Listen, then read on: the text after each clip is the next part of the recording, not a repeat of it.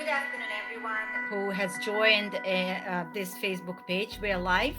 My name is Shahida Tulagandova. I'm a journalist and I'm a filmmaker, and I am observing what's happening between Armenia and Azerbaijan. And I thought that lately we hear a lot from the presidents of both countries who dominate the media wave, which is understandable.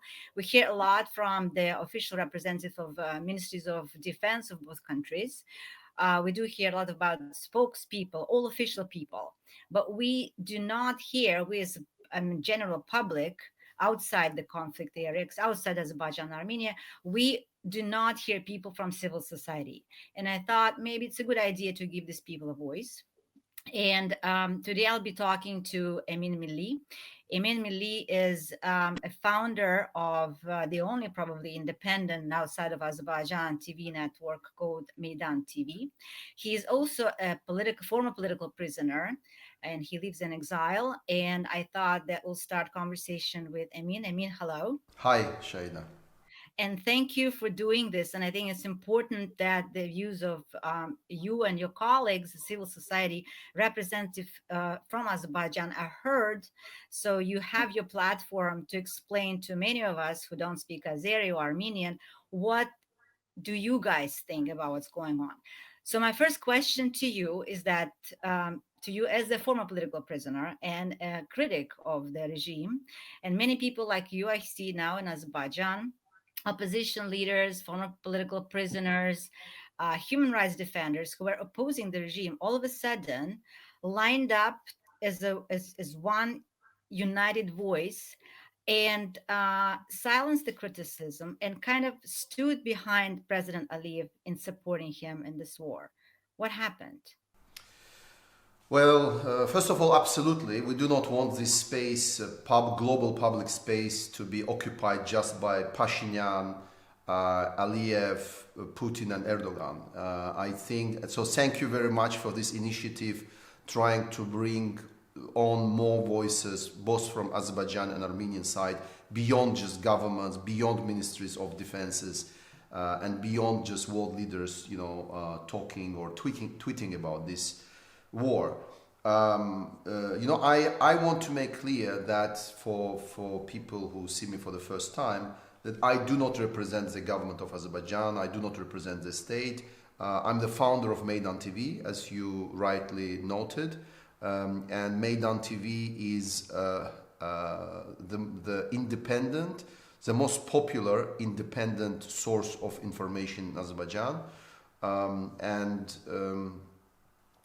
It's even banned. We are even banned in Azerbaijan. The website is even banned. And your TV was pointing all the wrongdoings of the Aliyev government. So why people like you line up and support Ilham Aliyev and the government of Azerbaijan in ongoing war? For us, this war has nothing to do with personal Ilham Aliyev. This war is not about Aliyev, or Pashinyan. This war, and it has nothing to do with people being in Azerbaijan pro or against government.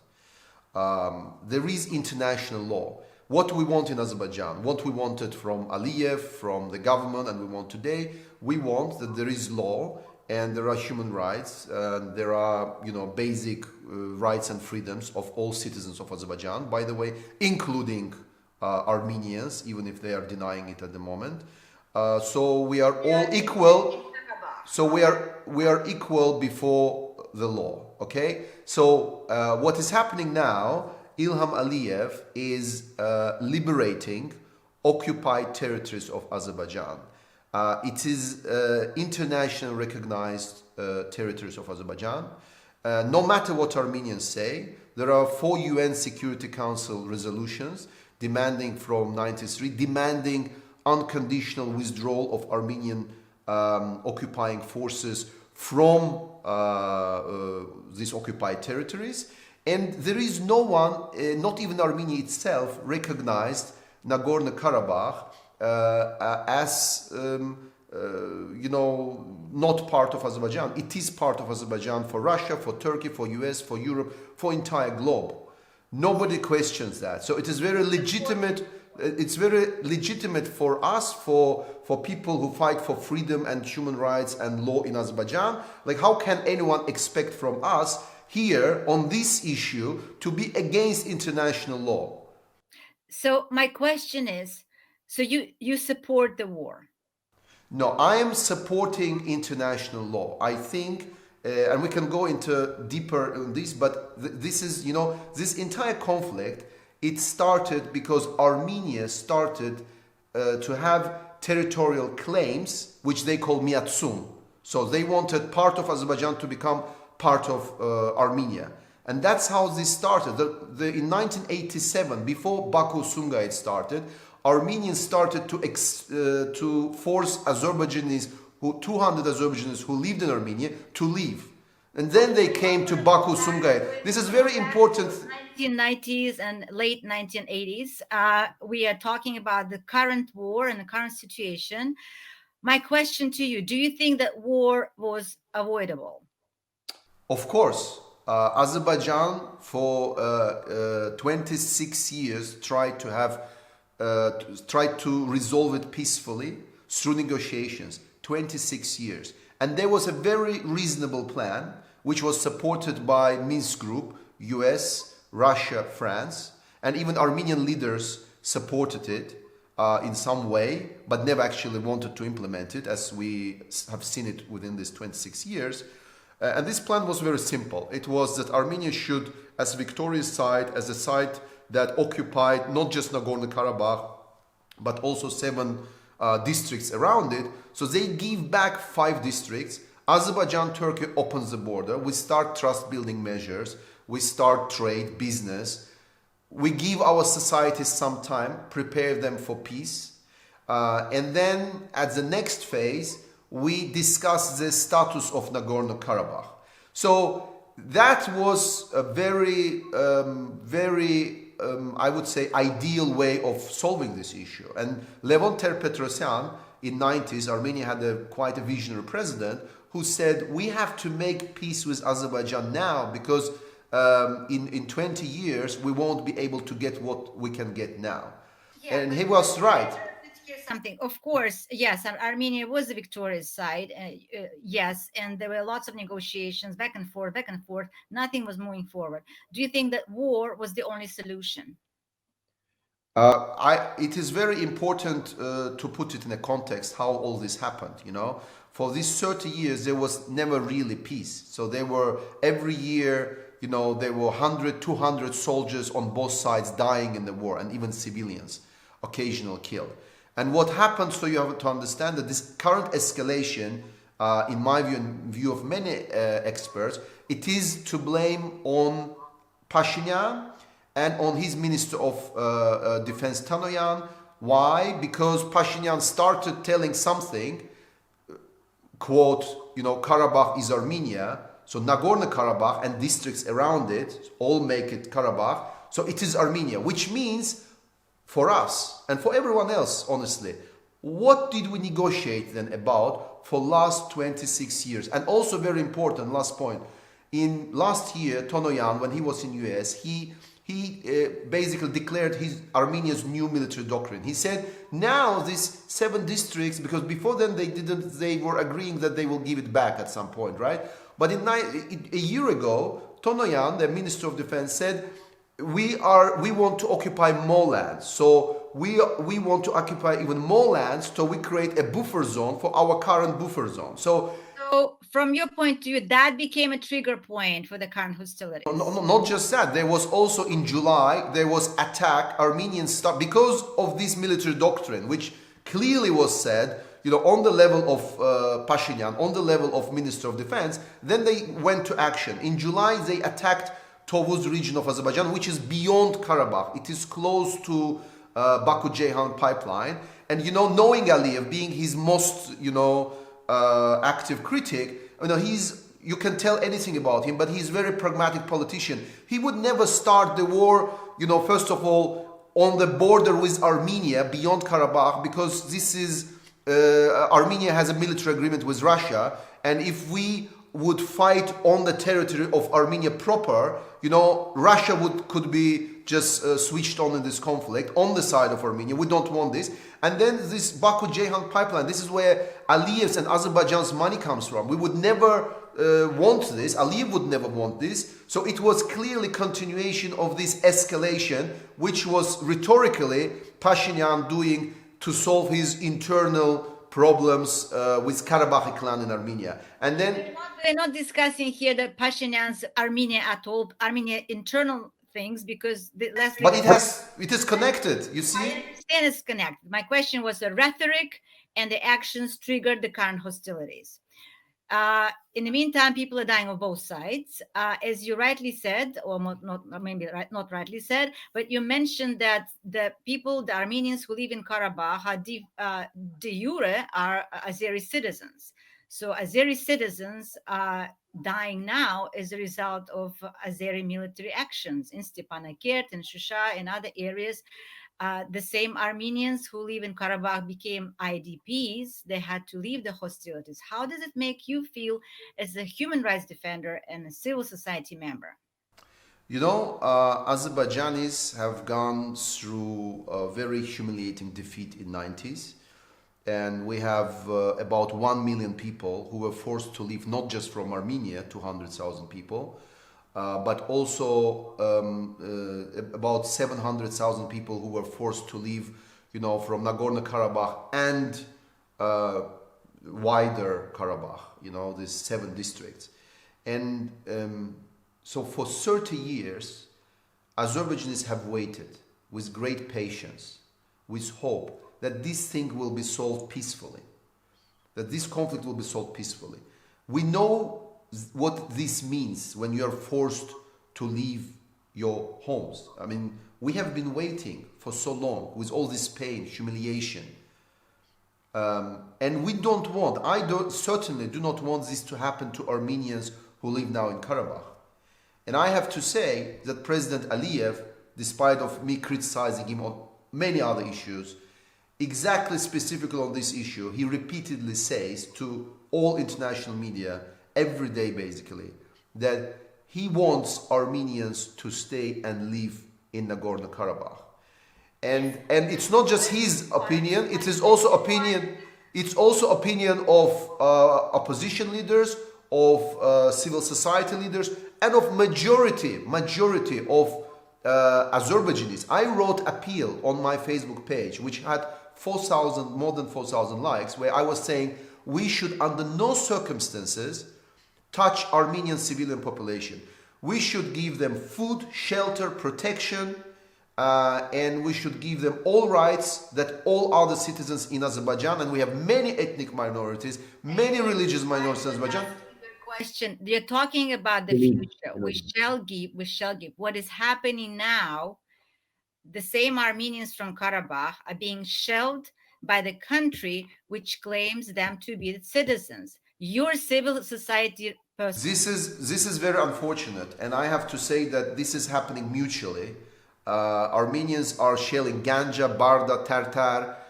We have dozens of people who died, children, women, elderly women, old men, and this is unfortunately this is happening mutually, and this is my entire effort and my appeal to Azerbaijani army officers, government, and our society at large was we should under no circumstances harm Armenian population. But there is one very important detail here, is again Armenian occupying forces, and this is not what Azerbaijanis have invented. I mean, they are fighting on Azerbaijani soil. Nobody except Armenians think that this is their soil. Entire world recognizes this as our territory. And again, it's unfortunate escalation brought to this. And right now, I think it is very important. It's very important for Pashinyan to understand that militarily they lost, and they should start immediate negotiations, and they should make commitment. Advices to Pashinyan and anyone from Armenian side. We're talking about Azerbaijan. Let them sort out their things themselves. You're talking about the future life in Nagorno-Karabakh and the rights of Armenian population. But how would they believe somebody uh, that bad things are not going to happen to them, seeing what is happening at the moment. What would you and your colleagues and other civil society people in Azerbaijan do to assure the Armenian population of Karabakh and that their rights are going to be preserved, that there are going to be no persecution, there are going to be no attacks? How would you work with Azeri government, Azeri governmental institutions to make sure that this, you as a civil society people, as kind of the bumper force between these people in Karabakh and your authorities? I'm not waiting till the end of the war. Actually, we know, I was just telling you that I made appeal through my Facebook page to large Azerbaijani audience, to government, to army, to officers, asking them and calling everyone to make sure that we do not harm Armenian civilian population. And I think there is actually right now a very serious online battle going on in Azerbaijan. So majority of my audience, so I said was more than 4,000 likes, they liked and supported my idea. You have this, despite of the fact that our lands have been under occupation for about 30 years, we had almost 1 million refugees and internal displaced people with all their pain and sorrow. Despite of the fact that many Azerbaijanis, including myself, were losing now our relatives, close ones on this front. Son of my cousin just died yesterday on the front. So it has affects everyone. Despite of all this pain we're having, we are trying to reach out to our own army officers, to our government, to say, please, please, do not touch Armenian civilian population. Be careful about it. First, because we are humans, and this is a basic, human behavior. And second, because politically it would be a suicide, because Armenian propaganda machine has created this kind of image that there is a second genocide is about to happen. That there is this false narrative that this is kind of religious civilizational war of righteous Christians against barbar Turks and Muslim barbarians and cruel people. And this is not the case. There are casualties of civilian population. They have been at quite minimum right now, and I understand that moving closer to Khankendi or Stepanakert, how Armenians call it, it will be more and more difficult to keep the human cost, and especially civilian human cost, to a minimum, or to avoid it completely. This is a war, and this is why we all failed for 26 years. We have failed to achieve this peace, and an arrogance of Armenian side, and basically neutrality of international mediators and not pushing enough for this resulted in this war. But from my side, from side of Azerbaijan civil society, I can assure you we are fighting even 5, 6, 7% in my estimation of Azerbaijanis who have still this hatred that they want violence and they want deportation of all Armenians. But they are minority. And here, when we talk about this democratic deficit in Azerbaijan, which is quite a valid argument, but I have to tell you, in Soviet times, for decades Azerbaijans didn't have any problems with Armenia, it was not during democracy times.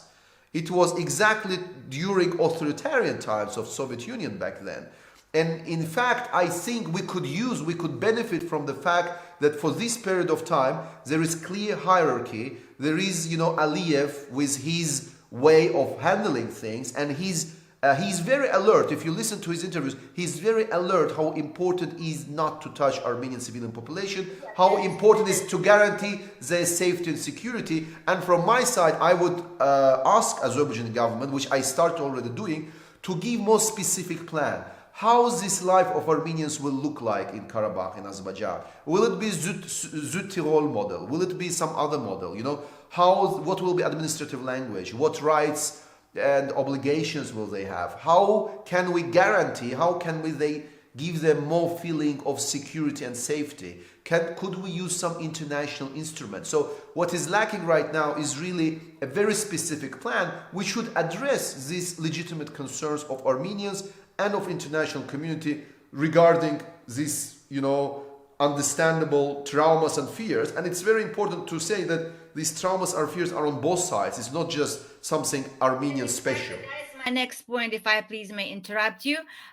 You may say about this 4,000 likes and only 5-8% of severe hatred towards Armenians. But when I go through Telegram channels and variety of other social networks in Azeri language and in Armenian, in Russian, the hatred between the both sides is so huge that it looks like it's absolutely impossible for people to from people to people level to understand each other and to actually hear hatred to the point of extreme animosity, mistrust, and of course all fueled by some fake news, some propaganda, etc., made it to the point of it looks like no return.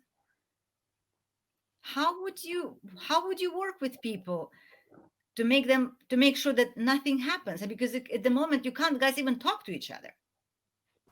Well, I think that at some point this war will stop. And I think I want Azerbaijani government, I want President Aliyev to think not just about winning the war, but also about winning the peace. It's very important. So for this to happen, we have to find some common ground, some common understanding. We need to start to try to trust each other. We need to involve our international friends to help us with this, to start the dialogue. I understand all about this hatred, and it's on both sides, yes, but personally reach out to any international organization or like NGO to ask them to help to build a bridge with Armenian civil society exactly on this topic? well, I did, of course. That's what I'm trying to do now. For example, there was recently a discussion which is available online on YouTube. Institute for War and Peace Reporting organized a discussion with Lawrence Browers from Constellation Resources and Richard Grigoryan. He's from Yerevan, director of think tank, and me. So we had 1 hour discussion, and Becca from Institute for War and Peace. So we had 1 hour discussion and we exchange opinions. And unfortunately, Richard said that now after all these, Armenians cannot live peacefully with Azerbaijanis. It's not possible. And I'm saying point which is I hear a lot from my Armenian friends, and let's agree that is a fair point. And I have to say, I do believe that Azerbaijanis can live in peace with Armenians, because we are living peacefully, we are coexisting peacefully with each other in Russia, in Iran, in Georgia. And again, for Azerbaijanis, this is not ethnic, religious, or any other reason. For us, as it all started, as I told you, in 1987, it wasn't just Azerbaijanis as monsters just woke up and started fighting Armenians. It happened because 200,000 Azerbaijanis have been forced to leave Armenia, and then they came to Baku and Sumgayit, and just a moment. So it's very important to put this context. Armenians always say about Baku Sumgayit, but nobody asks them, nobody tells that how it happened that 200,000 Azerbaijanis were located in Baku and Sumgayit and saw a quite privileged and nicely living Armenian community all over Azerbaijan. This was a shock, and I don't blame Armenians here. I actually blame, first of all, a weak Soviet government back then, who first allowed Armenians to expel, Azerbaijanis, didn't stop this miatsum, this crazy Armenian nationalist ideas from spreading, and kind of were playing with this. And then allowing these 200,000 refugees to be located in Sumgait and Baku, And I don't justify anything that happened in Baku, Sumgait back then. But, I'm just putting this in context, and that is very important.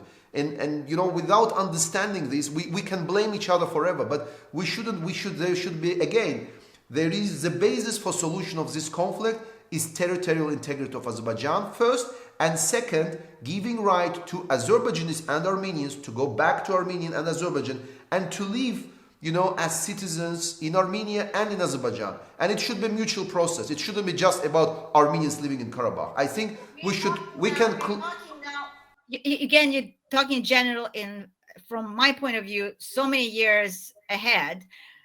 We're dealing now with the Karabakh issue. So the issue of return of Azeris into their lands, which were liberated, and Armenians from Karabakh to stay where they are in Karabakh, in their homes, and not to be IDPs or refugees in Armenia.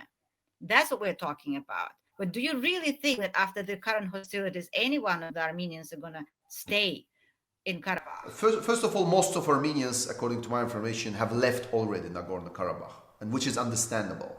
But I think that they should come back.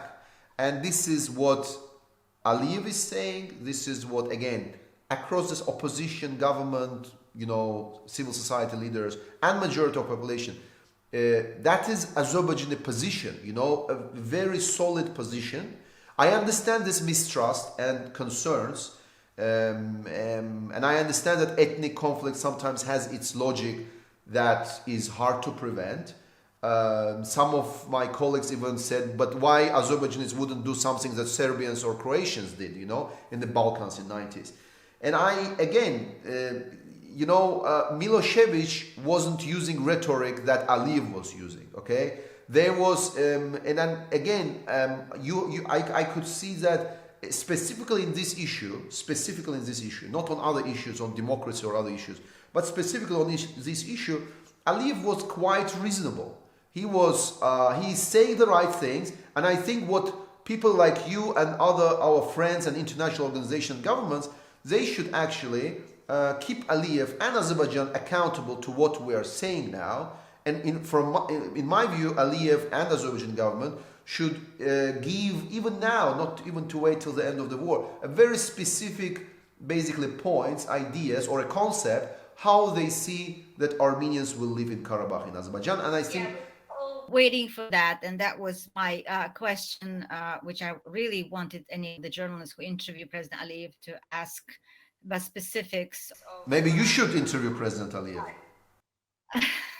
Now, No, because it's very important. I see a lot of journalists who, without knowing a lot of context, go and interview him, and it's all very nice and good. But I really waiting for some journalists or experts who know Azerbaijan, Armenia very deeply, the region, go and interview people like Pashinyan and Aliyev, because that would have so much more value. We're still lacking a roadmap from the President Aliyev about this particular issue to go beyond just rhetoric. We present exact plan. I do hope that maybe there's somebody sitting down and drawing that plan. I'd really hope that they will engage people like you or other civil activists and human rights leaders, not related to the government, to be part of this plan. Do you think it's possible that you're invited to be part of the development of this plan? I can tell you from here publicly that I'm ready to sit with any government representatives as representatives of civil society to sit and draw such a plan, first of all. And we can involve other scholars. There are brilliant scholars, Azerbaijan scholars, who live in Azerbaijan and in US and work worldwide, who could and should be as involved as well. And advice of international experts, would be appreciated as well. I mean, this is my attitude towards it. I would be happy to do it. I mean, more than that, I've been appealing already, in my social media accounts to government to do that. We have very limited time, so I have two very important questions from my point of view, and I think that people might find it interesting. It's about the war crimes, alleged war crimes. Of course, this is a war, and crimes are happening on both sides. There were specific allegations towards Azerbaijani army of beheadings of Armenian prisoners of war, and etc., etc. You obviously hear these reports yourself. Do you and your colleagues do anything to investigate these allegations and to monitor the situation for the future? If somebody is responsible, if somebody did do this, to pest the Ministry of Defense and the government and authorities to persecute those people who commit war crimes? First of all, in any war, first victim is the truth. So it's very difficult to really establish now, and having hard evidence for many allegations which are circulating now in social media and even in international media, which is another topic which maybe we should talk about. But regarding war crimes, I personally, as one of the leaders of civil society in Azerbaijan, made several times appeals, and I, in every debate, in every conversation, also with my Armenian colleagues and international colleagues, I was saying that regardless of which side is committing war crimes, it should be condemned, and these soldiers or officers, no matter from Azerbaijan side or from Armenian side, should be kept accountable. I mean, that is the basis, for future peaceful resolution of this conflict, and it should be part of this resolution. And also, if we go back a little bit in the history, Armenians love to mention always Baku and Sumgait, and I explained a bit context. And you mentioned that too. I mean, you mentioned it several times. No. It says in regard to this. Sorry, because there was Khojaly as well, and there was Baku Sumgait. So in Baku Sumgait, the Azerbaijanis, and even there was one Armenian, and it's not Azerbaijani propaganda, it was Soviet prosecutor's office. The people who committed those atrocities back then in Baku and Sumgait, they have been sentenced to jail sentences, even to death. But people who committed atrocities in Khojaly, which Sarkisyan openly basically bragged about it in an interview with Tom DeVal, nobody from Armenian side ever has been punished for that. And Armenia was independent state back then. But I do appreciate that. I do appreciate you. No, it's very important. So it is very important, but I was saying that on the point of the Republic of Azerbaijan, and you and your colleagues in civil society, you commit to investigate the cases and do everything possible for the people who do commit war crime be persecuted, even though they might be named as the heroes of the war, because there is a war, even despite probably public sentiment which support these people. If they commit war crimes, you guys, your civil society, will pursue the investigation and punishment of these people. I think that human rights community and international community has no reason not to believe Azerbaijani civil society and human rights activists, because in the past there were cases which were very unpopular, but a lot of human rights activists and civil society leaders, they condemned those cases. And here as well, of course, Azerbaijani human rights activists and civil society will work, to document and to observe everything from Azerbaijan's side. But I think, and this is very important, as with, persecution of people who committed those atrocities in Baku Sumgait versus what happened in Khojaly, again here, it should be mutual, it is, and this is the problem. I think what you see very often in international media right now, at least how it looks for Azerbaijan's side, there is basically, you have talk shows as the Young Turks, Democracy Now, Ben Shapiro, doesn't matter, left and right. They are inviting only Armenians to tell their story and nobody from Azerbaijan. So this feeling of injustice we're having, and I think this is really very important, we should break this injustice, on international level. They should be both sides speaking about, telling their stories and trying to dig deeper the truth. And also in this specific case that you mentioned, it should be mutual. There should be also Armenian civil society activists, human rights activists, documenting, the atrocities and war crimes that are committed by Armenian occupying forces on Azerbaijani soil, not on Armenian soil. you, and I will address this if I have an opportunity to speak to Armenian civil society activists. I will definitely address this issue to them too. I think when you were talking about the international media and injustice, I think the word you're looking for is bias, Yeah, perhaps. sorry, English is not my native language.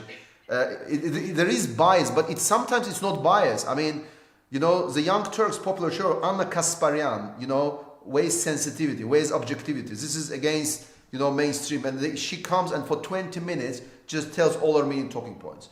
Or Amy Goodman, I'm not even speaking with this corporate, media.